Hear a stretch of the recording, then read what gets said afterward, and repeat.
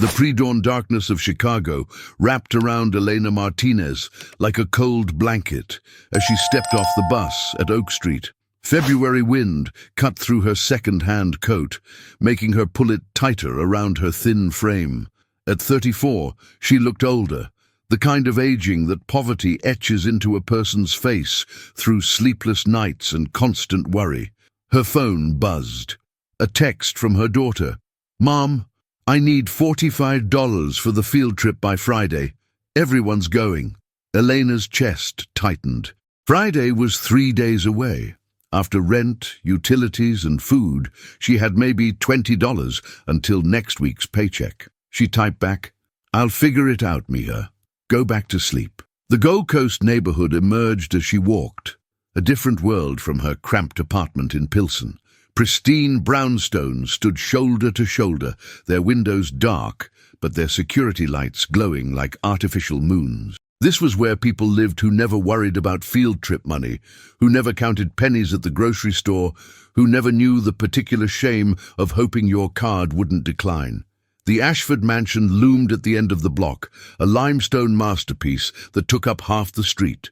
Elena had been cleaning it for 3 months now, part of a rotating crew that kept the place immaculate for a family that barely lived there. The Ashfords spent most of their time in New York, returning to Chicago only for business or social obligations. She entered through the service entrance, punching her code into the security panel.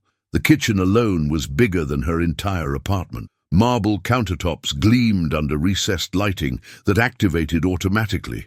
A sub-zero refrigerator hummed quietly, probably stocked with food that would go bad before anyone ate it. "You're early," said Patricia, the head housekeeper, emerging from the butler's pantry. She was a stern woman in her 50s who ran the household staff with military precision. "The family's not due back until next week." "I know," Eleanor said, pulling cleaning supplies from the utility closet. "I wanted to get a head start on the 3rd floor. Those windows take forever." Patricia nodded approvingly. "You're a good worker, Eleanor. Consistent. That's rare these days." She paused, studying Eleanor's face. "You look tired." "I'm fine," Elena lied, forcing a smile. As Patricia left to supervise the landscaping crew, Eleanor began her routine. She'd learned to lose herself in the work. The rhythmic motion of wiping down surfaces, the satisfaction of seeing grime disappear, the temporary peace that came from not thinking about bills and broken dreams. The mansion was a museum of wealth. Original artwork lined the hallways. Not prints, but actual paintings worth more than she'd earn in a lifetime. In the library, first editions filled floor-to-ceiling shelves. The master bedroom's closet was the size of her living room, packed with clothes that still had tags attached. By 10 o'clock, Eleanor had worked her way to the solarium on the 3rd floor. Floor-to-ceiling windows offered a panoramic view of Lake Michigan, steel gray under winter clouds. She was scrubbing the glass when her phone rang. "Mrs. Martinez?" The voice was professional, feminine, efficient. "This is Roosevelt Elementary. Sophia's running a fever. You'll need to pick her up." Elena's stomach dropped. "How high?" 101.3. "Nothing serious yet, but school policy." "I understand. I'll be there as soon as I can." She hung up and stood frozen, math spinning through her head. The bus ride to Sophia's school would take 45 minutes. Then back home, get Sophia settled, maybe run to the clinic if the fever got worse. That meant leaving early, which meant less money.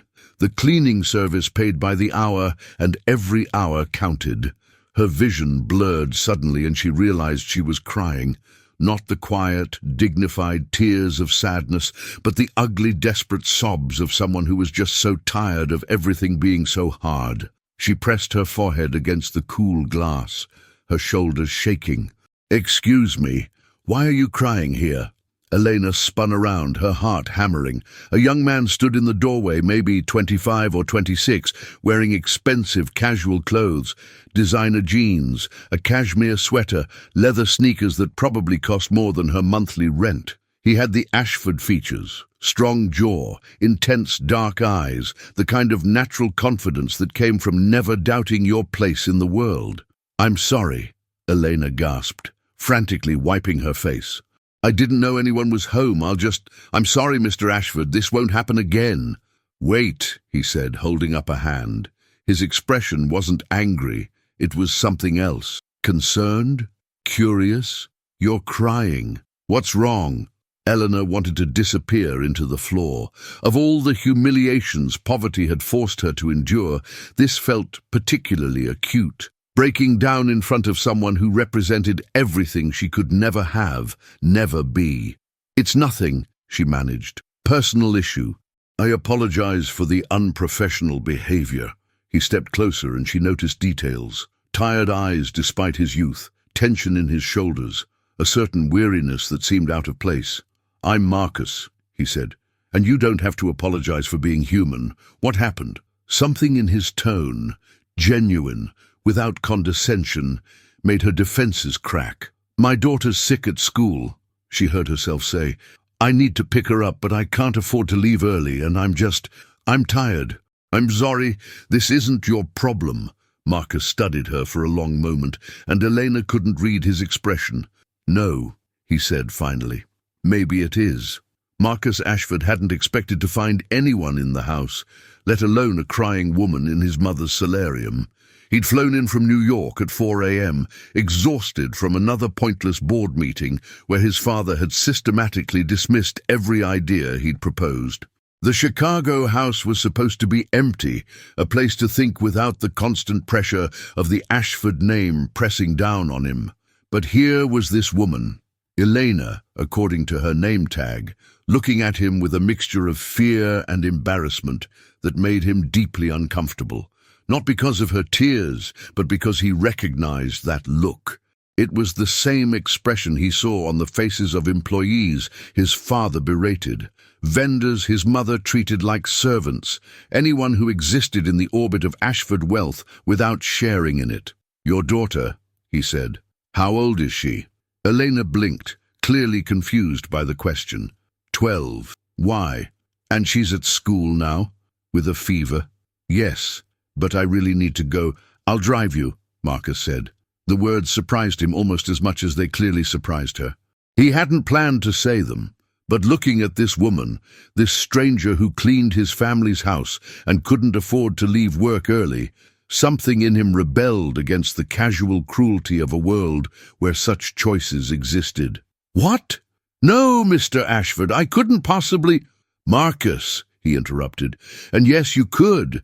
It's a 30-minute drive versus however long on public transportation. Your daughter's sick. This is practical, not charity. Elena stared at him, her dark eyes searching his face for mockery or ulterior motive. He understood the suspicion. In her position, he'd feel the same way. I don't understand why you'd do this, she said finally. Neither do I, Marcus admitted with a slight smile, but I'm offering anyway, unless you'd rather take the bus.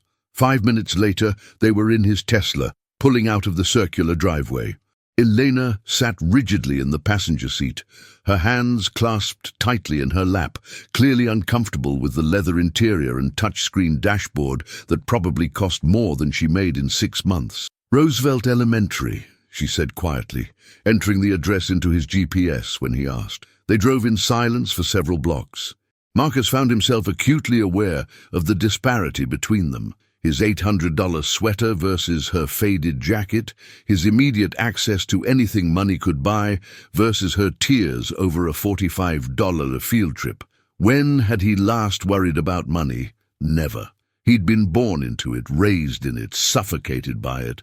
How long have you been cleaning for us? He asked, trying to ease the tension. 3 months. Eleanor's voice was carefully neutral. Your mother hired the service after the previous company. Had issues. Marcus knew what that meant. His mother had probably screamed at someone over some trivial imperfection, and the entire company had quit. Victoria Ashford had that effect on people. And before that? Different houses, office buildings, whatever pays. She paused, then added, I have my own cleaning business too. Just me, but I'm trying to build it up. Save enough to maybe go back to school someday. There was pride in her voice, carefully guarded but real. Marcus glanced at her profile, the determined set of her jaw, the exhaustion around her eyes, the dignity she maintained despite circumstances designed to strip it away. "What would you study?" he asked. Elena seemed surprised he'd continued the conversation. "Business administration. I want to run a real company someday. Multiple crews, proper contracts, benefits for employees. I want to do it right." "That's ambitious." "That's survival," she corrected. "When you're poor, ambition is just another word for trying not to stay poor." The comment hit harder than she probably intended. Marcus thought about his own ambitions, the sustainable technology initiatives he wanted to launch, the philanthropic foundations he wanted to build. His father called them naive fantasies, but what were they really? Hobbies of the wealthy, ways to feel purposeful when purpose was never necessary for survival?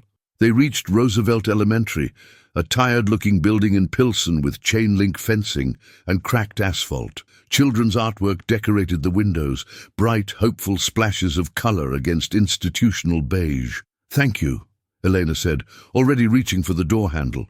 "Really, this was incredibly kind." "Wait," Marcus said. "I'll wait here, drive you both home." "You don't have to—" "I know." He met her eyes. "But your daughter's sick, and you probably have groceries to carry, and it's cold. Let me do this. Please." Eleanor studied him for a long moment, and Marcus wondered what she saw. Another rich kid playing at compassion, someone who'd forget her the moment she left his car. He wanted to tell her that he wasn't like his family, that he saw her as a person, not a servant. But words were cheap, especially from someone like him. "Okay," she said finally. "Thank you." She disappeared into the school, and Marcus sat in his car, watching children play on the frost-covered playground through the fence. How many of them went home to parents who cried over field trip fees? How many wore second-hand clothes and worried about dinner? He'd driven past schools like this his entire life and never really seen them. His phone buzzed. A text from his father. "Board meeting at 2. Don't embarrass me again." Marcus stared at the message, then looked back at the school. On one side of his life, there were board meetings and family expectations and the suffocating weight of inherited wealth. On the other side, there was Elena, a woman cleaning his family's house while building her own dreams, raising a daughter, surviving with a dignity his family had never earned. For the first time in years, Marcus felt something shift inside him. Not pity. That would be condescending. Something more like recognition, maybe even respect. 10 minutes later, Eleanor emerged with a small girl wrapped in a too-thin coat, her face flushed with fever, and Marcus made a decision that would change all their lives. Sofia Martinez leaned heavily against her mother as they approached the expensive car, her 12-year-old body shivering despite the fever. Elena felt her daughter's forehead, still hot, but not dangerously so, and made mental calculations.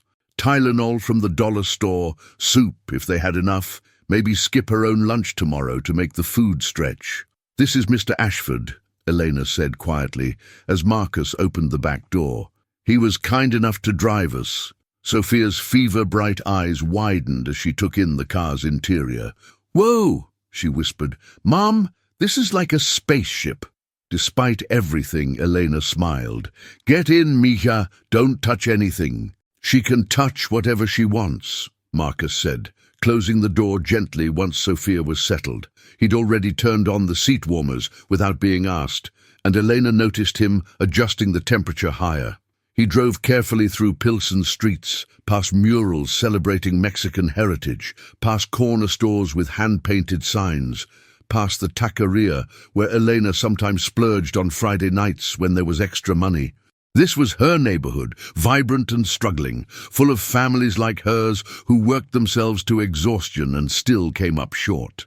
"That's our building," Eleanor said, pointing to a 3-story walk-up with chipped paint and a crooked fire escape.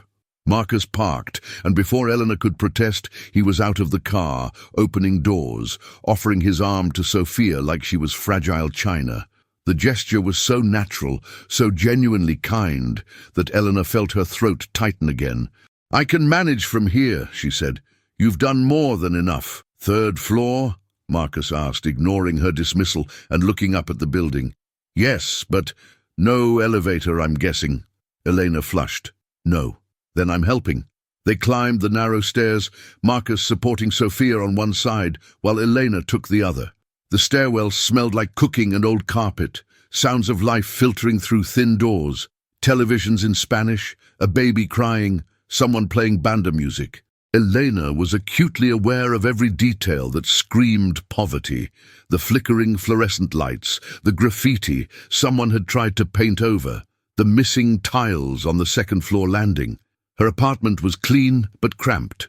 A living room barely big enough for a worn couch and small TV, a kitchenette with ancient appliances, 2 tiny bedrooms, a bathroom where the shower only worked if you jiggled the handle just right. On the walls hung Sophia's artwork and a few family photos. It was home, but through Marcus Ashford's eyes, it must have looked impossibly small. "Let's get you to bed," Elena told Sophia, guiding her daughter toward the bedroom they shared. Elena slept on a futon that converted each night, giving Sophia the only real bed. When she returned to the living room, Marcus was standing awkwardly near the door, looking at Sophia's honor roll certificate from last semester. Something in his expression, respect, maybe, made Elena's defensiveness soften slightly. "She's smart," Marcus said. "She's brilliant," Elena corrected. "Straight A's, wants to be an engineer." She paused, then added quietly, "If we can figure out college. That's years away, but I worry." Marcus turned to face her. "The field trip she mentioned? The $45, is that still an issue?" Elena stiffened. "I'll handle it. That's not what I asked. I don't take charity, Mr. Ashford." "Marcus," he corrected. "And what if it's not charity? What if it's payment for a service?" Elena frowned. "What service?" Marcus seemed to make a decision, his jaw setting with determination. "I need help, not with cleaning, with seeing, understanding." He gestured vaguely toward the window, toward the city beyond. "I sit in board meetings and make decisions that affect thousands of people, but I don't actually know anything about their lives. I grew up in a bubble. I'm still in that bubble." And you want what? A poverty tourism guide?" The bitterness in her voice surprised even her, but Marcus didn't flinch. "No," he said carefully. "I want to understand the systems I'm part of. The company my family owns employs 15,000 people. We make policies about wages, benefits, working conditions, but I've never struggled to pay rent, never chosen between medicine and food, never felt what it's like when people look through you because you're cleaning their house." He met her eyes. "You could teach me that. Not as a victim, but as an expert on something I need to understand." Elena studied him, searching for condescension or performative guilt, but his expression was earnest, almost pleading. "Why?" she asked. "Why do you care?" Marcus was quiet for a long moment. "Because I'm tired of being useless," he said finally. "I have all this privilege, all this access to power and money, and what am I doing with it? Following my father's playbook, making rich people richer. I want to do something that matters, but I can't do that if I don't understand what actually needs changing. And you think a few conversations with me will fix that? No, but it's a start." He pulled out his wallet, and Elena tensed, ready to throw him out if he offered money. Instead, he removed a business card. "This is my direct number. Think about it. If you're willing, I'd like to hire you as a consultant, proper rate, professional arrangement. You tell me what life is actually like for people my family's policies affect. I learn. You get paid fairly for your expertise." "Expertise in being poor?" Elena couldn't keep the edge from her voice. "Expertise in surviving a system designed to keep you poor," Marcus corrected. "There's a difference." He set the card on the small table by the door, then pulled out his phone. "And regardless of whether you take that offer, I'm sending money for Sophia's field trip. Consider it back pay for the emotional labor of putting up with my family's demanding standards." "I told you you don't take charity. I heard you." His tone was gentle but firm. "But this isn't charity. It's correction of an unjust system where the people who work hardest are paid least. I'm not being generous. I'm being slightly less complicit." Before Elena could respond, he nodded toward Sophia's room. "Take care of her. The fever should break by tomorrow, but if it doesn't, take her to the clinic. Don't worry about work. I'll talk to Patricia." He was gone before she could protest further, leaving Elena standing in her tiny apartment, holding his business card, her phone buzzing with a Venmo notification, $500. The message read, "For expertise already provided, more if you're willing to continue." Elena sank onto the couch, her mind racing. This was dangerous, not physically, but in ways that scared her more. Marcus Ashford was wealthy, privileged. From a world so far removed from hers, they might as well be different species. Getting involved with him, even professionally, was crossing a line that couldn't be uncrossed. But Sophia needed so much, and Elena was so tired of everything being impossible. She looked at the business card in her hand, then at Sophia's honor roll certificate on the wall. Maybe some lines needed to be crossed. Marcus sat in his father's office on the 63rd floor of the Ashford building, watching Richard Ashford pace behind his mahogany desk like a restless predator. Downtown Chicago stretched below them, a kingdom his family had helped build through real estate, finance, and the kind of ruthless business practices that made fortunes and destroyed lives in equal measure. "Absolutely not," Richard said, his voice sharp enough to cut glass. "You want to do what? Study poverty, interview cleaning staff? For God's sake, Marcus, you're being groomed to run a multi-billion-dollar empire, not write a sociology thesis." "I'm not writing a thesis," Marcus said, keeping his voice level despite the frustration building in his chest. "I'm trying to understand the people our policies affect. We just voted to cut benefits for hourly employees. Do you even know what that means for them? It means improved quarterly returns and happier shareholders." Richard stopped pacing, fixing his son with a look that had made Fortune 500 CEOs squirm. "This is business, not a charity. We provide jobs. They should be grateful. Grateful for wages they can't live on, for healthcare they can't afford to use, for—" "Enough!" Richard's hand slammed on the desk. "I didn't build this company by worrying about feelings. The market is brutal. We adapt or we die. Those are the rules. Maybe the rules are wrong." The words hung in the air between them. Richard's expression shifted from anger to something worse. Disappointment, mixed with contempt. "You sound like your mother," he said finally. Before she understood how the world actually works, Marcus had met Victoria Ashford's mother once, before she died. A former social worker who'd married into wealth and slowly had her idealism crushed by his father's reality. He thought about Elena in her cramped apartment, about Sophia's fever and the $45 field trip, about how his family's wealth existed because people like them worked for wages that kept them desperate. "I'm going to do this," Marcus said quietly. "With or without your approval." "Then do it on your own time," Richard snapped, "not on company hours. And Marcus, don't get too attached to these people. They're not your friends, they're not your equals. Understanding that distinction is what separates success from failure in our world." Marcus left the office feeling like he'd been dipped in ice water. He'd known his father was ruthless. That was old news. But the casual dehumanization, the automatic assumption that wealth equaled worth, made him feel sick. His phone buzzed. A text from an unknown number. "This is Elena Martinez. I've thought about your offer. We should talk." They met at a diner in Pilsen 3 days later, neutral territory, as Elena had requested. Marcus arrived early, feeling conspicuous in his business casual clothes among the working-class crowd grabbing coffee before their shifts. The diner was warm and loud, smelling like bacon and strong coffee, with a counter worn smooth by decades of elbows. Elena arrived exactly on time, wearing clean jeans and a practical jacket, her hair pulled back in a ponytail. She slid into the booth across from him, with the wariness of someone entering a negotiation where the other party held all the power. "I have conditions," she said without preamble. Marcus nodded. "I'm listening.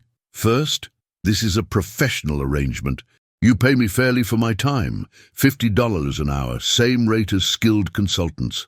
Not because I need your pity, but because my knowledge and experience have value." "Agreed. I was thinking $75, actually." Elena blinked, then frowned. "Why?" because consultants in Chicago typically charge $100 to $200 per hour. I'm already getting a discount. He pulled out a contract he'd had drawn up. Standard consulting agreement. Non-disclosure clauses protect both of us. Either party can terminate at any time. Elena studied the document carefully, and Marcus noticed her lips moving slightly as she read. Someone who'd learned to catch every detail because missing fine print could be costly. Second condition, she continued. This doesn't affect my cleaning job.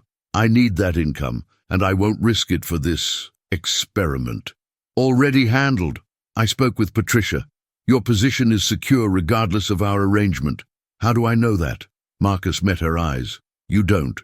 You have to trust me, which I know is asking a lot, but I promise your job is safe. Elena was quiet for a moment. Third condition, my daughter is off limits. You don't meet her again. Don't use her as some prop in whatever narrative you're building. She's been through enough without becoming part of a rich kid's enlightenment project. The word stung, but Marcus understood. Agreed. This is about understanding systems, not exploiting people. Good. Elena signed the contract with a pen from her purse, a cheap ballpoint, but her signature was confident. So where do we start? Tell me about your typical day, Marcus said. Not the cleaning part, everything else. The parts I don't see. Elena leaned back, and for the first time, something like amusement crossed her face. You want the real answer, or the version that won't make you uncomfortable? The real one. Okay. She picked up the coffee the waitress had brought. I wake up at 4:45 a.m., make breakfast for Sophia, usually oatmeal because it's cheap and filling. Check that she has lunch money, that her homework is done, that her shoes aren't falling apart again. Take the bus to my first job at 6 a.m., office building downtown, clean for 4 hours, rush to your house by 10:30, clean there until 4 p.m., take another bus to my evening job cleaning a dentist's office, home by 8 p.m., make dinner, help Sophia with homework. Do laundry if there's quarters for the machine. Budget for the next week, bed by 11 if I'm lucky, start over the next day. Marcus did the math. That's nearly 16 hours. Every day except Sunday. That's when I do my own cleaning business. The clients I'm trying to build up. She took a sip of coffee. And before you ask, yes, I'm always tired. No, I don't have time for hobbies or dating or self-care or any of the things people tell you are important for mental health. Poverty doesn't leave room for wellness. Medical care? Elena laughed, but there was no humor in it. I have insurance through the cleaning service, high-deductible plan that basically covers nothing unless I'm dying. Last time Sophia was really sick, I spent 3 hours in an urgent care waiting room, paid $150 out of pocket, and got told to give her Tylenol and rest. That $150 meant no heat for a week in January. Marcus felt something twist in his stomach. He'd spent $150 on lunch yesterday without thinking. The system is designed to keep you exhausted, Elena continued. Too tired to look for better jobs, too busy to go back to school, too stressed to plan beyond next week. That's not an accident. That's the point. She met his eyes, and Marcus saw no self-pity there, only a fierce, clear-eyed understanding of the machinery grinding her down. So, Mr. Ashford, sorry, Marcus. That's day one of your education. Ready for more? Marcus reached for his own coffee, his hand not quite steady. Yes, he said. Tell me everything. Over the next 2 weeks, Elena became Marcus's guide to a Chicago he'd never seen. They met regularly, sometimes at the diner, sometimes walking through neighborhoods he'd only glimpsed from car windows. Once at a laundromat where Elena did her family's washing while explaining the economics of quarters and detergent. See that? Elena pointed to a corner store with bars on the windows and faded advertisements for cigarettes and lottery tickets. It was a grey Saturday morning, and Marcus had convinced her to show him where she actually shopped for groceries. In this neighborhood, that's what passes for a supermarket. No fresh produce, no bulk discounts, just overpriced processed food and predatory lottery marketing. Marcus followed her inside. The store was cramped and dimly lit, with narrow aisles and prices that made him do a double take. A gallon of milk cost $6.50, nearly double what it would cost at the Whole Foods near his condo. "Poverty tax," Elena said, noticing his expression. "No car means I can't get to cheaper stores. No bulk storage means I buy small quantities at higher prices. No credit card means no online deals. Being poor is expensive." She moved through the aisles with practiced efficiency, calculating costs mentally, comparing unit prices, putting items back when her running total exceeded her budget. Marcus watched her return a box of crackers Sophia had requested, $4.99, too much for a non-essential. "What about food stamps?" he asked. "SNAP," Elena corrected. "I make slightly too much to qualify. Not enough to live on, but too much for help. It's a gap millions of people fall into. We're not poor enough for safety nets, but nowhere near stable." At the register, Elena paid with carefully counted bills and coins. Total, $43.67, groceries for a week, maybe less. Marcus thought about his last restaurant meal, $200 for dinner he'd barely noticed. Outside, Elena adjusted her shopping bags, reusable because plastic bags cost extra, and started the 4-block walk home. Marcus carried the heavier bag without asking. "The invisible labor is what gets you," Elena said as they walked. "Everyone sees the work hours, but they don't see everything else. The mental load of constantly budgeting, juggling schedules, figuring out how to make things stretch. The emotional labor of staying positive for Sophia when I want to scream. The time tax of everything taking longer when you're poor, waiting for buses, dealing with bureaucracy, sitting in emergency rooms because you can't get a regular doctor." A bus drove past, packed with tired-looking people heading to weekend shifts. Elena watched it with an expression Marcus was learning to read. Exhaustion mixed with resignation, mixed with stubborn determination. "I used to have dreams," she said suddenly. "Before Sophia, I mean. I was going to college, had a scholarship, everything. Then I got pregnant at 22. The father disappeared. My family," she trailed off. "They're traditional, very Catholic. My choices were keep the baby or keep the family. I chose Sophia. Do you regret it?" "Never. But I won't pretend it wasn't hard. College disappeared. The scholarship went to someone else. I worked at Walmart, then as a waitress. Then I discovered I could make more cleaning houses, started building a client list." She shifted the grocery bag. "I'm still building it. Slowly. Maybe when Sophia's in college, if we can afford college, maybe then I can focus on my own business." They reached her building. Marcus had been here several times now, but the stairwell's decay still shocked him, evidence of a landlord who knew his tenants couldn't afford to move. "The rent here is $1,200, Elena said, as if reading his thoughts. "For this? Because even this is expensive in a city where wages haven't kept pace with housing costs. I looked at cheaper places, but they're in neighborhoods where I won't let Sophia walk to school. Safety costs money, too." In her apartment, Elena put away groceries while Marcus sat on the worn couch, his notebook open. He'd been keeping detailed notes, building a picture of economic violence so normalized that people like his father couldn't even see it. "Your father called me this week," Elena said from the kitchenette. Marcus's head snapped up. "What?" "Well, not directly. He had Patricia tell me that the Ashford family requires complete discretion from household staff, that any breach of privacy would result in immediate termination and legal action." She turned to face him. "He knows about this arrangement, doesn't he?" Marcus's jaw tightened. "He thinks I'm going through a phase, that I'll get bored and remember my place." "Will you?" The question was direct, challenging. Elena leaned against the counter, arms crossed, watching him with those dark, intelligent eyes that saw too much. "No," Marcus said. "This isn't a phase. I'm trying to figure out how to actually help. Not charity, not pity, real structural change." "That's naive." "Maybe, probably." He closed his notebook. "But what's the alternative? Accept that the system is broken and do nothing? Enjoy my privilege while people like you work yourselves to death making people like me comfortable?" "People do it every day," Elena said quietly. "The accepting part. It's easier than fighting." Is that what you're doing? Accepting? Elena was silent for a long moment. Through the thin walls, they could hear the neighbors, a family arguing in Spanish, a baby crying, someone's television too loud, the sounds of poverty, crowded and close and inescapable. I'm surviving, Elena said finally. That's different. Acceptance is passive. Survival is fighting every single day just to stay in place, to give Sophia a chance at something better. It's not noble or inspiring, it's exhausting. But it's what I do because the alternative is giving up, and I can't afford that luxury. She met his eyes.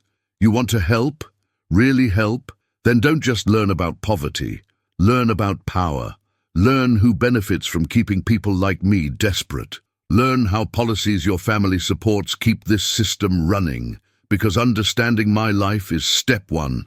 Step two is being willing to give up some of your comfort to change things. I'm willing, Marcus said. Are you? Elena's voice was gentle but skeptical, because from where I'm standing, you're still living in your expensive condo, driving your Tesla, sitting on your family's board. You're learning, sure, but learning isn't doing.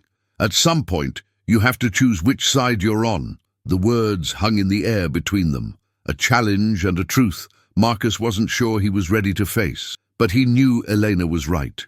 Knowing wasn't enough. Eventually, he'd have to act. The board meeting fell on a Wednesday in March. Marcus sat in his assigned seat, third from his father's right, watching the presentation on quarterly profits with a disconnection that felt almost physical. The conference room was all glass and steel and leather, engineered for power, insulated from the actual world by 63 floors of expensive nothing.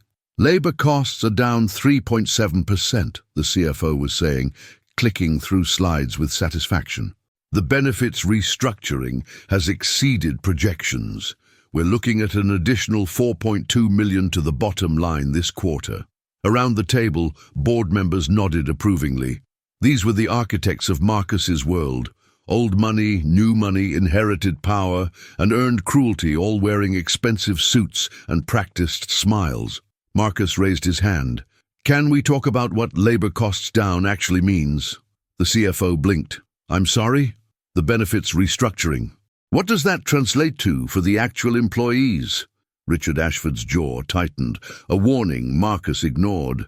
Well, the CFO said slowly, we reduced employer contributions to health plans, eliminated paid sick leave for hourly workers, and modified the 401k matching structure. So our lowest paid workers now have worse health care, no sick leave, and reduced retirement security. Marcus kept his voice level. And we're celebrating this? The room went very quiet. Board members exchanged glances. His father's expression had moved from warning to fury. These changes keep us competitive, the CFO said defensively. Every company in our sector is racing to the bottom while executives make record compensation. Marcus pulled out his phone, reading from notes Elena had helped him compile. Our average hourly wage is $13.75. In Chicago, living wage for a single adult is $15.48. For an adult with one child, which describes 40% of our hourly workforce, it's $28.71. We're literally paying people poverty wages while posting record profits. Marcus, Richard's voice was ice. This is neither the time nor the place. Then when is the time? Marcus stood, his chair scraping against polished floors. When do we talk about the fact that we employ people who can't afford health care, who choose between medicine and food, who work 2 or 3 jobs and still can't make rent? When do we acknowledge that our profits are built on their desperation? This is business, Richard snapped, not social work. We provide employment. What they do with their wages is their responsibility. Is it? Marcus looked around the table. We vote on their wage structures. We decide their benefits. We create the conditions they have to survive in. That makes it our responsibility. You're being absurd, said Thomas Wexler, a silver-haired board member who'd been friends with Richard for decades. These are economic realities. We can't solve poverty by destroying shareholder value. I'm not suggesting we destroy shareholder value. I'm suggesting we accept slightly lower profits to pay living wages. The room erupted, voices talking over each other, objections flying. Marcus stood in the center of it, feeling both powerful and powerless. He was the heir, but not yet the king. He had position, but not authority. He could speak, but they didn't have to listen. "Enough," Richard said, his voice cutting through the chaos. "We're tabling this discussion. Marcus, my office, now." The door to Richard's office barely closed before his father unleashed. "What the hell was that? Have you lost your mind?" "No," Marcus said. "I think I'm finally finding it. This is about that cleaning woman, isn't it? The consultant project or whatever nonsense you've been wasting your time on." Richard moved to his bar, pouring whiskey with sharp, angry movements. "I warned you about getting too close to these people. They don't understand our world. They resent it. Maybe they have good reason to resent it." "Jesus Christ," Richard downed the whiskey. "You sound like a socialist. Do you understand what you're jeopardizing? This company is your legacy, your birthright, and you're willing to throw it away for, what? To make yourself feel better? To do something right," Marcus said. "For once in my life, to use this privilege for something more than accumulating more money we don't need." "This is how you lose everything," Richard said, his voice dropping to something dangerous. "This is how you end up irrelevant, pushed aside by people who understand how power actually works. I've spent 40 years building this empire. I will not watch you destroy it with idealistic nonsense. Then maybe I shouldn't be part of it." The words surprised Marcus almost as much as they clearly shocked his father. But once said, he felt their truth settle in his chest like an anchor. "You don't mean that," Richard said. "I do." Marcus met his father's eyes. "I can't sit in that room anymore and celebrate making people's lives harder. I can't pretend that quarterly reports matter more than human dignity. If that makes me unfit for this legacy, then maybe the legacy is wrong." Richard stared at his son like he was seeing a stranger. "If you walk away with nothing. No trust fund, no family support, nothing. That's how this works. Loyalty has consequences. So does betrayal." Marcus thought about Elena climbing 3 flights of stairs with groceries, about Sophia's fever and the $45 field trip, about systems designed to keep people desperate while men like his father got richer. He thought about what Elena had asked him. "Which side are you on?" "Okay," Marcus said quietly. "Okay, what? I choose nothing over this." He walked out of his father's office, past the secretary's shocked expression, into the elevator with his heart hammering. His phone was buzzing, texts from board members, from his mother, from family friends, but he ignored them all. In the lobby he stood on expensive marble floors, looking out at Michigan Avenue with its shoppers and tourists and oblivious wealth. Then he called Elena. "I need your help," he said when she answered. "I just blew up my life, and I don't know what comes next. But I know I can't go back." There was a long pause. Then, "Come to the diner. We'll figure it out." And for the first time in weeks, Marcus felt like he could breathe. The diner became their war room. Over the next month, Marcus discovered what it meant to live without a safety net. The constant low-grade anxiety of checking bank accounts, the awareness that mistakes now had consequences, the strange freedom of having nothing left to lose. Richard had made good on his threats. The trust fund was frozen, the company credit cards cancelled, the luxury condo's lease terminated. Marcus found himself in a studio apartment in Wicker Park, 600 square feet, with questionable plumbing, and neighbors whose lives penetrated thin walls in uncomfortable detail. "Welcome to how the other half lives," Elena said, surveying his new place with something like sympathy mixed with amusement. "Though honestly, this is nicer than most people can afford. You still have privilege, just less of it." "I'm learning that," Marcus said. He'd been eating ramen and store-brand cereal, riding the L train, discovering that poverty wasn't just about money, it was about time and energy and the 1,000 small stresses that accumulated into exhaustion. But he'd also been working, really working, for the first time in his life. "Show me the business plan again," Elena said, settling onto his second-hand couch. Marcus pulled up the document on his laptop. 3 months of research and planning, built from everything Elena had taught him, and supplemented by dozens of conversations with other service workers, economists, and activists. Fair Wage Cleaning Cooperative, he read. Employee-owned, living wage guaranteed, full benefits, transparent pricing. We undercut the big companies not by cutting labor costs, but by eliminating the management bloat and profit extraction that makes them expensive. Elena studied the numbers. These margins are tight, but viable. I ran them past 3 different accountants. We won't make anyone rich, but we can pay people fairly and still sustain the business. He leaned forward. You'd be a founding member.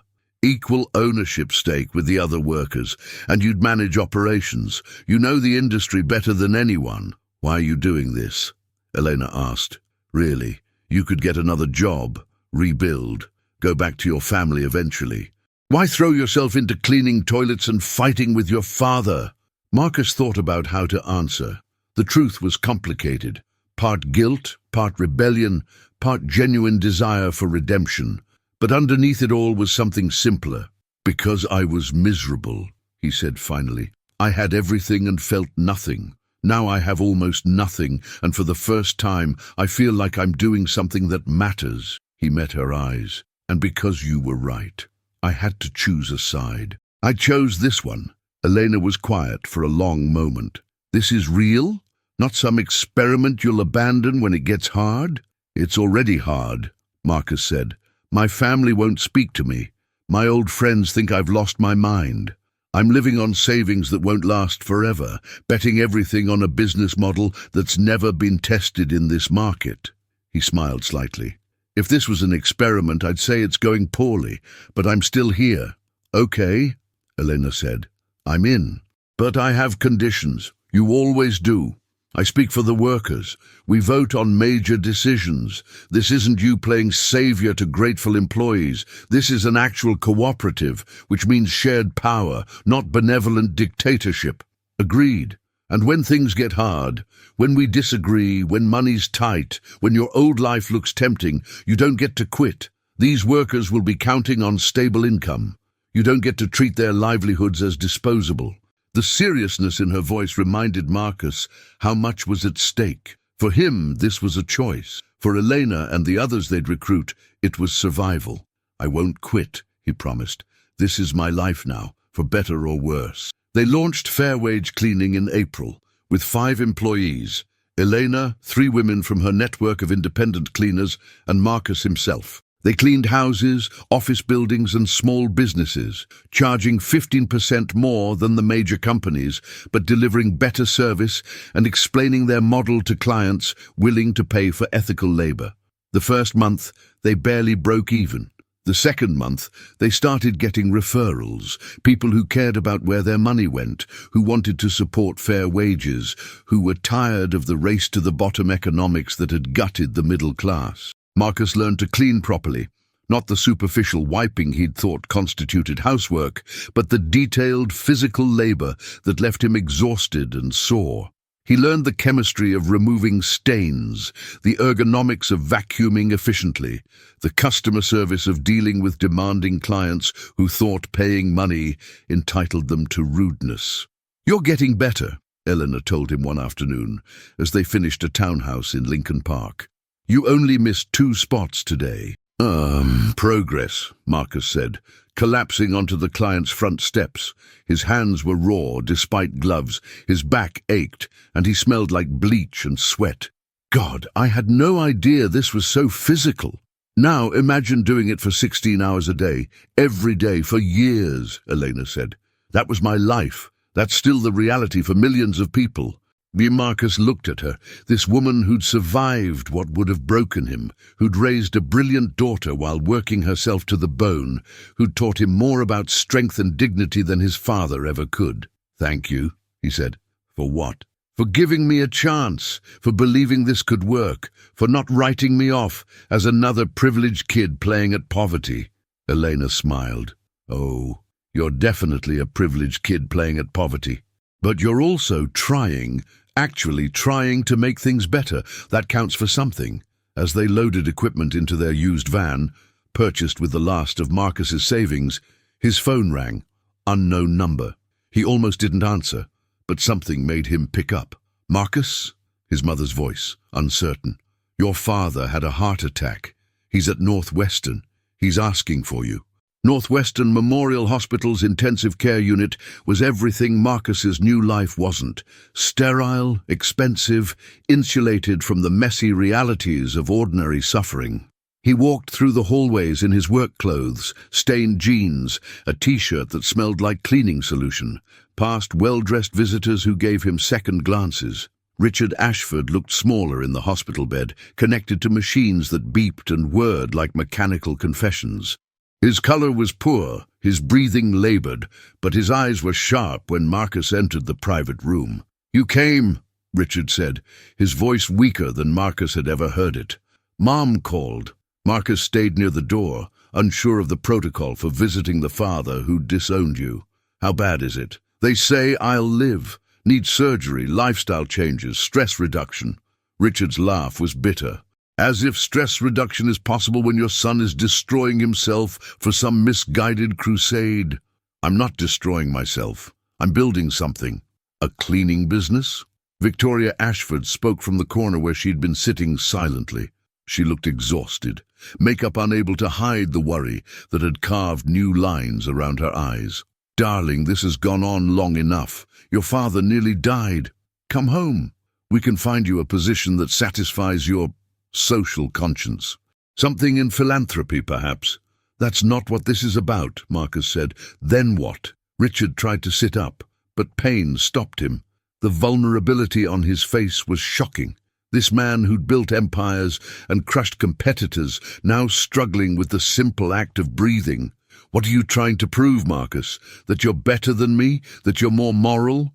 "No." Marcus moved closer, finally sitting in the chair beside the bed.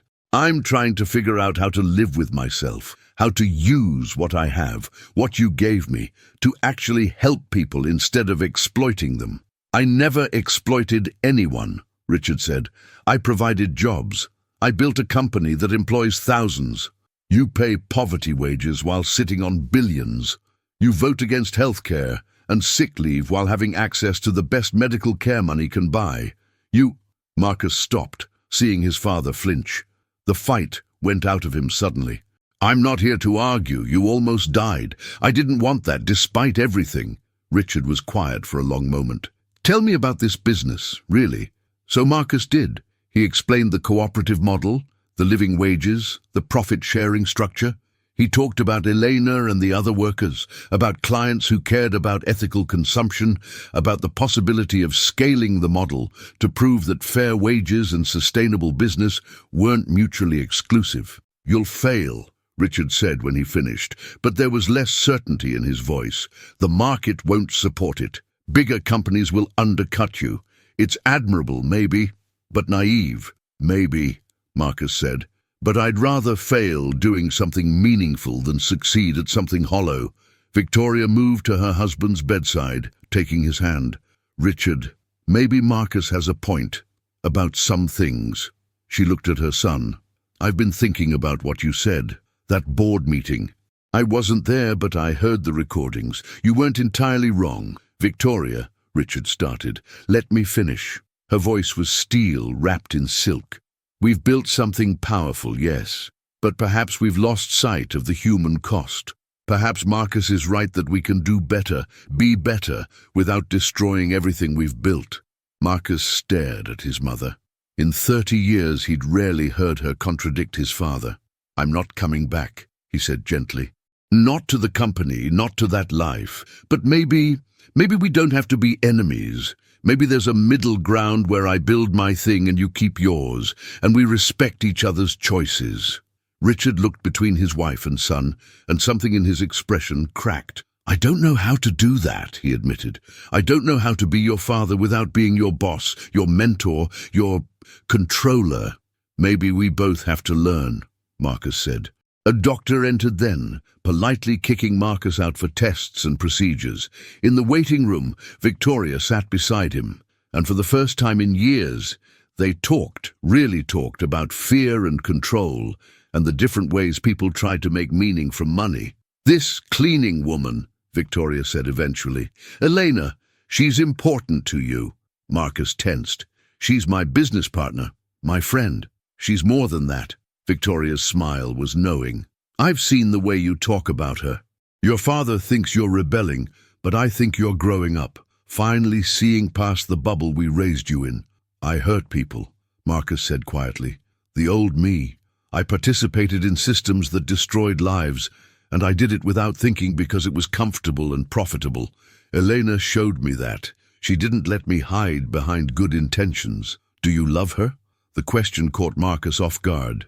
Did he love Elena, the fierce, brilliant woman who'd rebuilt her life from nothing, who fought every day with a strength he was only beginning to understand? The person who'd seen him at his most privileged and vapid and somehow still believed he could change? "I don't know," he said honestly. "I know I respect her more than anyone I've ever met. I know she makes me want to be better. But love, that seems like something I don't have the right to, given where we started." "Love doesn't care about rights," Victoria said. "It just is or isn't." Marcus thought about Elena in the diner, teaching him to see. Elena in her apartment, counting groceries. Elena beside him in the van, laughing at his terrible cleaning technique. Elena believing in him when he barely believed in himself. "Yeah," he said finally. "I think maybe I do." "Then don't wait too long to tell her," Victoria said. "Life's too short. Your father, almost dying, taught me that. Something shouldn't be left unsaid." 6 months after their launch, Fair Wage Cleaning had 15 employees, 3 vans, and a waiting list of clients who wanted to support ethical business practices. They weren't rich, not even close, but they were stable, sustainable, and growing. Elena sat in their small office in Pilsen, a storefront they'd converted into headquarters, reviewing the quarterly reports with satisfaction. Every employee was earning above living wage. Healthcare was fully covered. Profit sharing had just paid everyone an extra week's salary. "We did it," Marcus said, looking over her shoulder at the numbers. "It actually works." "Don't jinx it," Elena warned, but she was smiling. 6 good months doesn't guarantee forever. But yes, it works so far. The door chimed. Sophia entered home from school, wearing her backpack and the confident expression of a kid who'd just aced a test. At 13 now, she was growing into her intelligence, sharp, curious, unafraid to ask difficult questions. "Mom, Marcus," she said, "I got into the STEM program. Full scholarship to the summer academy." Elena gasped, pulling her daughter into a hug. "Miha, that's incredible. When did you find out?" "Today. They said I was one of 30 kids selected from the whole district." Sophia looked at Marcus. "Thank you for helping us, for making it so Mom doesn't have to work 3 jobs anymore." "I know, that's why I had time to prepare for the application." Marcus felt his throat tighten. "You earned this, Sophia. Your intelligence, your work ethic, that's all you." "Yeah, but I couldn't have done it if we were still in crisis mode all the time." Sophia's maturity was startling. "Poverty makes everything harder. You helped change that, so thank you." After Sophia went to do homework, Elena and Marcus sat in comfortable silence, drinking the decent coffee they could now afford. The office was modest but clean, decorated with photos of the team and thank you notes from clients. "I have something to tell you," Marcus said. Elena looked up. "Good something or bad something?" "Complicated something." He pulled out his phone, showing her an email. "My father's lawyers reached out. He wants to invest in the cooperative, not control it, actually invest as a silent partner. He says—" Marcus paused, still processing. "He says he was wrong. About labor practices, about exploitation, about what makes a business worthwhile. He wants to fund expansion, help us scale the model to other cities." Eleanor read the email carefully. "What's the catch?" "No catch. Well, except that we'd have to accept that my father is capable of growth, that people can change, even rich old men set in their ways." Marcus smiled slightly. His heart attack scared him, made him reevaluate. Or maybe Mom scared him more. She's been volunteering at homeless shelters, pushing for policy changes at the company. They're not perfect, but they're trying. And you? Eleanor asked. What do you want to do? I want your opinion. This is our business, not mine. We vote on major decisions. Elena leaned back, thinking. If we expand, we could help more workers, create more living wage jobs, prove the model works at scale. But we risk losing what makes this special. The intimacy, the trust, the fact that we all know each other. So we find a balance, Marcus said. Grow carefully, maintain the cooperative structure. Use my father's money to do good, but on our terms. Our terms, Elena repeated. You know what? I like the sound of that. They talked through the details, expansion plans, hiring strategies, how to maintain quality and ethics while scaling. The conversation was natural, comfortable, the easy collaboration of partners who trusted each other completely. There's something else, Marcus said when business was settled. Personal, not professional.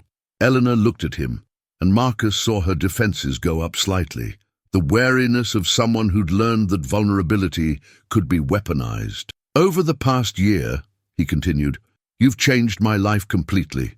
Not just by teaching me about poverty and privilege, but by showing me what strength actually looks like, what integrity means, how to build something meaningful from nothing.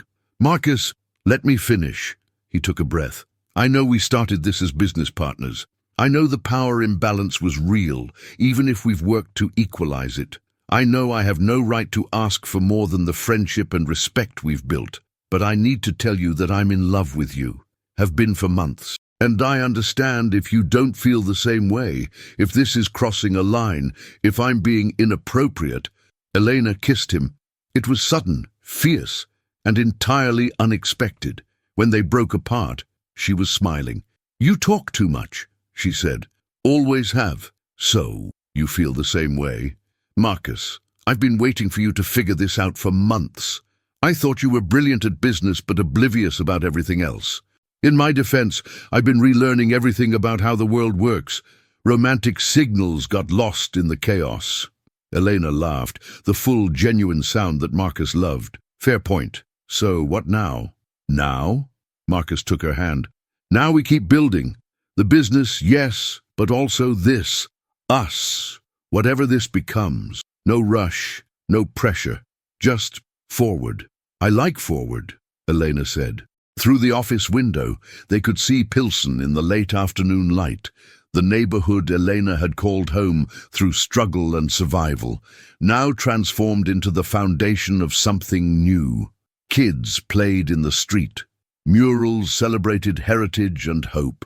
The community that had sustained Elena through impossible times now surrounded their shared dream.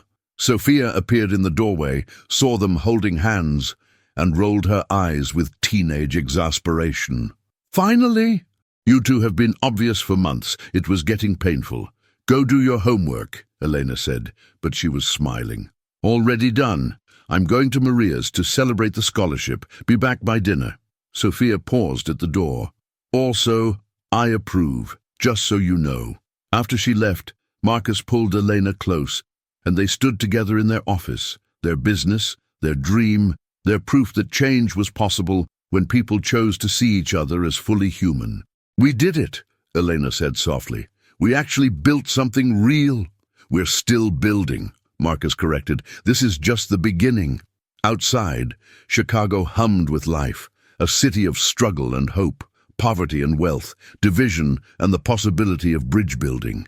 And in a small office in Pilsen, two people from different worlds held each other and believed that the future could be better than the past, because they were making it so. One decision, one fair wage, one life changed at a time. If you've made it this far, don't forget to give this video a like and subscribe to the channel so you won't miss our next stories.